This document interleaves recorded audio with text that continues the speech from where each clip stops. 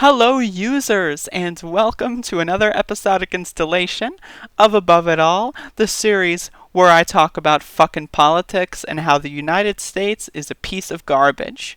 So, I'm watching this video with Michael Brooks and Shahid Buttar. It's about 45 minutes. It's a brilliant video. Really, the whole thing is just very, very good. And I wanted to highlight one of the questions that Michael asks that Shahid kind of has like a very astute analysis of in the terms of how fascism is growing in the United States.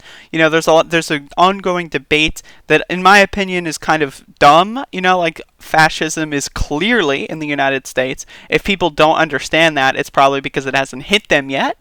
You know, first they came for the immigrants, etc. So it's just one of those situations. And this is it's a little bit of a longer clip, but it's really good, and I would highly recommend to watch this entire interview. Shahid Buttar, who, by the way, is challenging Nancy Pelosi. He's a progressive challenger. The way that California does their primaries is called a jungle primary, where basically all the parties compete in the same primary, and then the top two vote getters go on to the general. So Shahid Buttar, for the first time ever, Nancy Pelosi has always faced a Republican in the general election.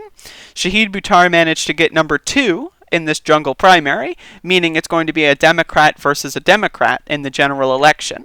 So he's doing this big tour, talking to everyone. I'd love to talk to Shahid Buttar. Maybe I should hit him up.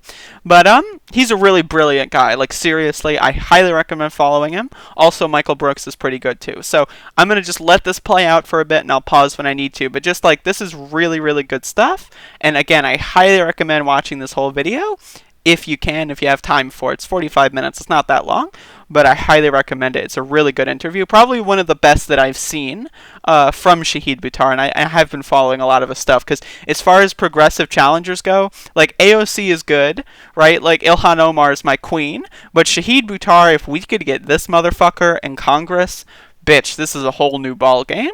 Like, this guy is literally, like, I've never been more impressed with someone who's, he's not a politician yet, but at least, aiming and striving to be, or maybe if he loses, he'll do something else in politics. This guy is just great. So enough talking about how great he is.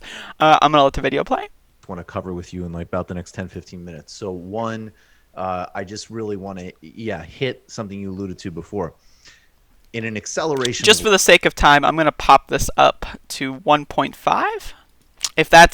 If that's disruptive to you, my apologies. It's not really disruptive to me. Again, you can watch the whole video on your own, but just for the sake of time, because this is a pretty open and big topic, and I don't want it to all be me playing someone else's video. Lawfare. We've already seen the Justice Department use lawfare to target left-wing governments across Latin America, most infamously in their role in making Lula a political prisoner. And there's actually was new reporting from The Intercept, I think about a month ago, right around the time that the corona really started to arrive, that revealed another layer of cooperation between the DOJ and the Lava Jato team. So that becomes something that anybody with analysis and reading Brazil Wire could tell you. And as Lula himself said, I have strong suspicion, but no direct evidence. We're starting to get that direct evidence. Now we've seen the Southern District of New York put a $15 million bounty on President Maduro of Venezuela. Literally, like, just offering, basically treating him as the head of a drug cartel. I'm sorry. Yeah, again, because there's a million different things happening. This just happened about a day or two ago. This is an incredible escalation of obviously ongoing coup and regime change efforts by the administration and the intelligence apparatus. And then, there's many different things. But the other thing that must need, and I've talked about this before, but just needs to be centered. We are now, and I try to be very precise about terms. So, like, the sanctions against Iran were always utterly unjustifiable and coercive and had a brutal humanitarian toll. Right now, in the context of Corona, we can actually start to say that this is genocidal. Mm-hmm. We are actively participating in the denial of basic care in a way that will generate a massive unnecessary loss of life. And the reporting from the administration is obviously not only that they don't care, but, Pompeo sees it as an opportunity. Mm-hmm. So I'd just like you to talk about the kind of, the U.S. empire still going here aspect of this. Yes, thank you for that. So real quick before Shahid responds, the point here is, again, the whole fascism thing is, like, people love to compare American fascism, potential American fascism, hypothetical American fascism, to Adolf Hitler and Germany in the 1930s. Now, there are a lot of similarities. There are a lot of comparisons. You can draw these very clear comparisons on the rise of a figure like Donald Trump or Adolf Hitler. You can, But those aren't the most important comparisons to make. There's also this whole notion that sanctions are just purely economic. Oh, Iran was sanctioned, and now they have to, they don't have that many resources, or Cuba was sanctioned, and now they can't do trade with very easy trade partners. So I guess they just won't be able to buy 3 plasma screen TVs this Christmas. I guess they'll only be able to buy 2. It's not like that.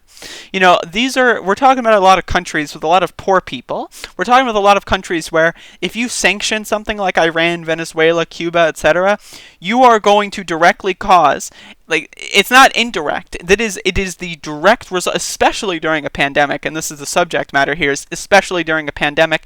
It goes from homicidal negligence to just straight up genocide. If you're going to do these sanctions on poor people, that, for example, you can't get medicine in a lot of these countries with these economic sanctions because, all of our trade partners that could supply us with easy medicine, I guess we can't do that anymore. Oops. So it's not that the leaders of Iran are the ones impacted. This is the whole deal with war and everything, and sanctions are economic warfare because it's always leaders fighting leaders, and the only people that die are the poor. Now, you can make the argument that Trump killing Soleimani is another kind of escalation, which, Jesus Christ, 2020 has been a wild one, right? But, the whole idea is that when a country enacts economic sanctions on another country, it's not like the Ayatollah is going to go oh shit, well, I guess I'll only buy 16 Lamborghinis instead of 23. It's not like that. It's the poor and suffering and vulnerable people in that country, the country that houses millions and millions of people. The sick and poor are going to be the ones that die. If you can't get medicine to Iran, it's not oh, well, I'm sorry, I'm, the leader of Iran, I'm sorry, leaders, the leadership, the military, they're going to take priority for that medicine, and that's just how it works. They're not going to just, say, well, I'll sacrifice myself, and now that'd be pretty cool, but they're not going to do that. So who are the people, if there's a limited supply, a scarcity of medicine or food in that country, who are the people that are going to be hurt by that? Certainly not leadership, certainly not those that are high up in the military. It's going to be the poor and vulnerable. And this is why it's such an important distinction, is that fascism isn't just a national, domestic kind of crisis. It is a global empire. The whole thing with World War II, especially with, for example, if you look in American journalism, and look at how people were talking about Adolf Hitler in the 1930s, right? Before World War II, they were talking about him oh yeah, he's just a guy, he has different ideas, lots of things that are really weird about what he's doing, but he's just a guy, he's just having different ideas. And then they started to get mad when he started to invade other countries, and that's where people go whoa, dude. That's the thing that's so bizarre, is that people have this bizarre notion that fascism is mostly a domestic thing. Yeah, this is why you have people like Candace Owens going in front of fucking Congress saying oh yeah, Adolf Hitler, we just had disagreements. It's when he started disagreeing in Poland that we had an issue. It's what? Again, it's super important distinction. I'm already 8 minutes in and I haven't even gotten to Shahid's response, so I'm sure that this is going to be a very long video. But, again, this is just such an important topic. So I'm going to let Shahid Buttar answer the question. I'll lower it to 1.25 speed now, since we kind of have an understanding what's going on. And I don't mean to say this too glibly. I think you'll get the spirit in which this is intended. It's not just Iran that the administration is committing this genocide deprivation of resources to. It's happening to New York City. Right. Now, one thing that should be noted is that this video is from sometime in March. As you can see, there's a comment from 4 weeks ago, but I can't find the date on here. I guess my eyes are broken, but the date's not there for whatever reason. This was sometime in late March. So this is before 50,000 deaths in New York City. This is right as when that started happening. Again, it's one of those things where people love to talk about it as if fascism is purely a domestic thing, but we've been doing this as an empire all across the globe for literally a century at this point, nearly. And it's now at this point, Donald Trump is limiting the supply that can go to our own states just because he disagrees with the governor. You have Donald Trump say, oh, that woman from Michigan, oh, she was rude to me, and he's not going to fucking help the dying. It's not fucking Gretchen, I think that's her name, in Michigan is going to get the coronavirus and die because she can't find a ventilator. It's the poor people in that state, the poor people in that state, by the way, that voted for Donald Trump and propelled him to his presidency. So it's like, it's bizarre. It's super, ugh.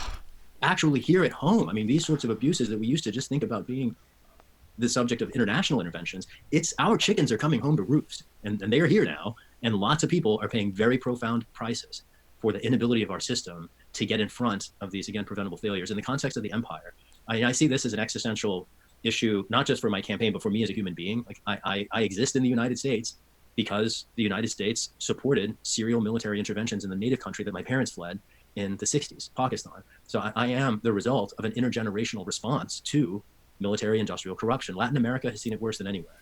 In dozens of countries over the last 70 years, our country has invaded, in some cases effectively occupied, either through like formal measures, and I'm thinking there like Iraq, Afghanistan, or informally, where the IMF and the World Bank does it for us, like in Chile and Argentina and Guatemala, and Dominican Republic and Nicaragua and Grenada, I could go on. But in each of these contexts, can we talk about the fact that, like, how fucked up is it, right? That, like, it's like, at this point in time, it's like trivia to learn all the countries that the United States has irreparably damaged, and like to like think of all the various millions and millions of people that we've murdered for no reason. Like, that's like a trivia. There's like 38,000 different, like, oh yeah, you know, like, it's just like, just the sheer concept of that is just, it's bizarre.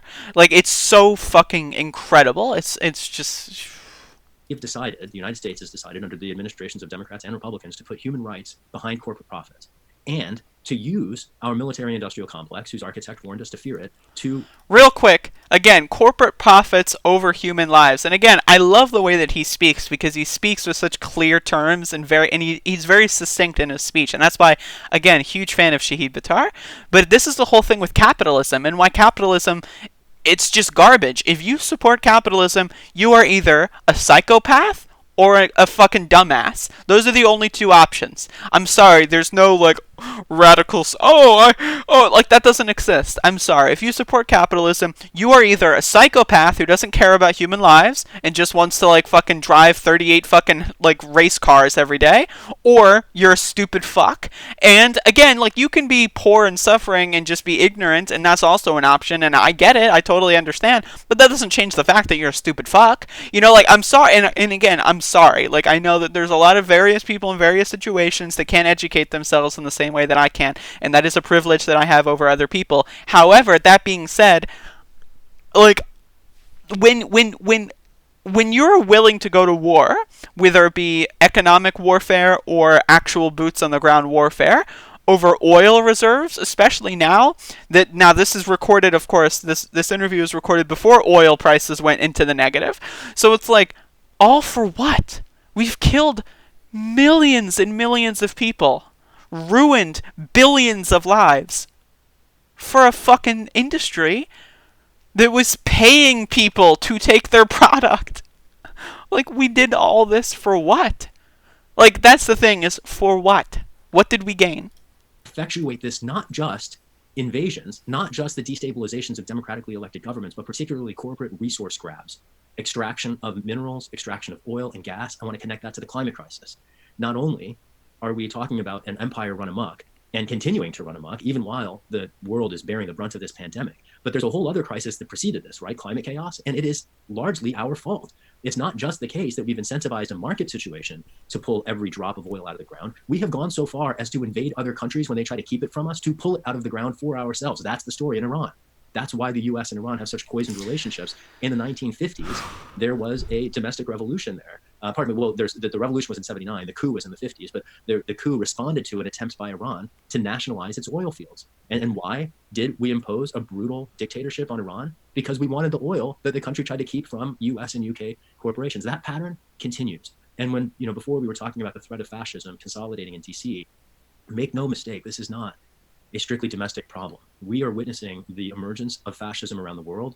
One of its epicenters is Washington, D.C., where the Trump administration is actively supporting Duterte in the Philippines, Bolsonaro in Brazil, right? So this is the thing, again, is that it is a fascist network.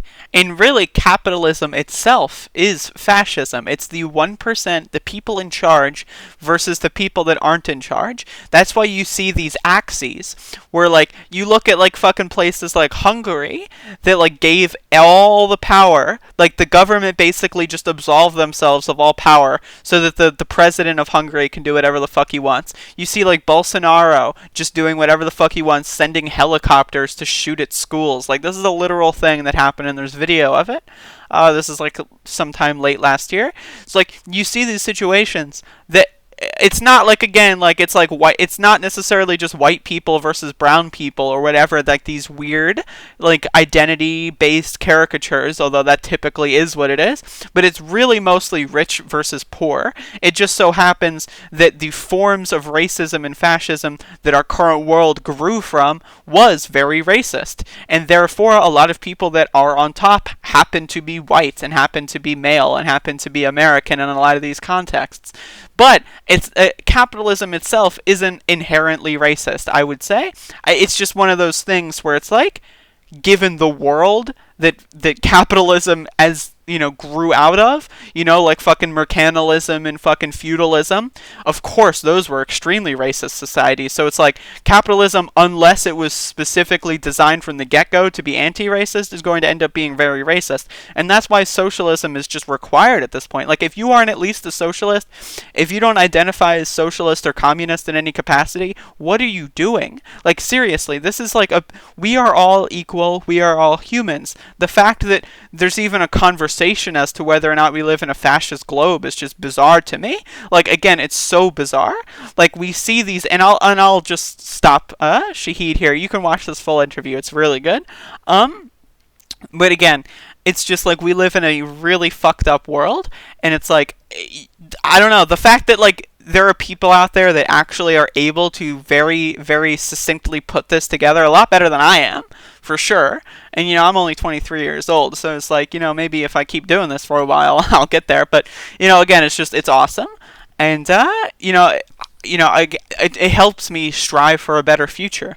Like, cause what else are we gonna do? Just sit here and die? I mean, I guess we could. I think about it all the time. But it's like, why sit here and die when we can just fight for other people, and then maybe we die either way? Who knows? You know, maybe I'll get the fucking corona flu like a month from now and I'll be dead. Who knows? But I'm not going to just like be a selfish cunt about it. I'm not just going to say, all right, well, I'm going to get the corona flu, the Chinese flu, whatever the fuck they want to call it, you know, and I'm just going to just chill out and mind my own business and like play video games all day. I mean, I mostly do that. But it's like, again, like that's the thing, is you can do your own thing and also just be mindful of how this affects other people. And it's just like, and that mindfulness, just, you got to communicate that. You know what I mean? Like, you can't just be a selfish cocksucker and just that's how you live life. I'm sorry, but that era is over. This pandemic is only going to get worse. It's going to get worse and worse and worse. You know, I know people that have already died from COVID. And so, like, I'm sure a lot of people watching this video know people that know people, or maybe know people that know people that know people, or something like that. You know, so it's just one of those situations. We're all in this together. You know, it's not like, you know, that's the whole thing. It's a pandemic where a virus is spreading human to human. You cannot look at this in a capitalist lens. You cannot look at this in an individualist lens. We are all a community. Now, again, that's the whole root of communism, is that we are all a community and we work together. So again, capitalism is a giant fail. Like, if you even think for a second, whoa, it's got some good points, I'm sorry, you've been brainwashed. You need help. And I don't say that to be like rude or obnoxious, but watch this whole interview. Again, this is great content. It's only 45 minutes. If you've been watching this video for 20 minutes, go watch this for 45. It is brilliant stuff. Way more brilliant than I'll ever be, or at least way more brilliant than I am right now. But again, we live in a fascist world. It's not like we live in a global, interconnected world. In the 1940s, when Adolf Hitler rose to power, we weren't an interconnected globe. We didn't have the internet. We didn't have all these global trade routes. We didn't have all this shit. Like, things were more grounded in, like, you know, where you are. like in that kind of time view, in that kind of time period. But now we live in an interconnected society. Our globe is all, everything's working together, but it's not working together for us. It's not working together so that things are equal. It's working together so that a bunch of rich fucking shit fuckers like Donald Trump and Jeff Bezos get all the money for the sake of everyone else dying. And especially during a pandemic, it makes everything more clear. And again, if you don't understand this by now, you need to do some serious soul searching, because we don't have that much time, and you gotta fucking get into gear. Seriously, I mean, I don't know. Again, brilliant answer from Shahid Buttar. Just the way he weaves all these historical events together, and Michael Brooks for that matter too. Like, they're both, like, this is a really good interview because both people here are very intelligent when it comes to how, like, the globe is connected and how, like, historical events lead to our present time period. And there's a reason why nobody in our culture, at least in America, if you talk to anyone about history, they'll go like, "What? The Civil War? I like the Civil War. It's cool." Like, that's all people. Oh, George Washington. Yeah. Like, if you ask anyone off the street to name any president, like, name 5 presidents, they'll probably say, like, George Washington, Abraham Lincoln, and then whatever presidents were alive in their lifetime or something. You know what I mean? There's a reason for this. There's a reason our school systems just teach us the revolution as if it was some magnificent, godly, pharaotic act, right? There's a reason why the history books don't tell us about the fact that we've toppled literally dozens and dozens of governments. There's a reason for this. And if you don't and again, I'm sorry, but if you don't understand that, you need to wake the fuck up, because Jesus Christ. But anyway, hopefully this was a good video for you. And again, watch the source material here. It's very, very, very good. So thank you for watching, and have a good day.